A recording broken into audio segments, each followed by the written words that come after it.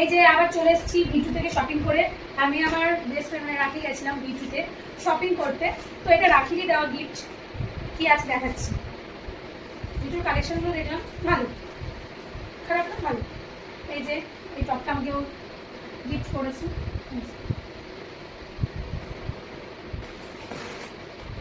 আরেকটা হচ্ছে এই যে রক্তিমের টি শার্ট। এই টি শার্টটা কেমন হয়েছে কমেন্টস করে বলে। পিছনে ক্যাপ আছে, ওই দেখুন একটা রক্তিমকে ভালো, দুজন ম্যাচিং ম্যাচিং।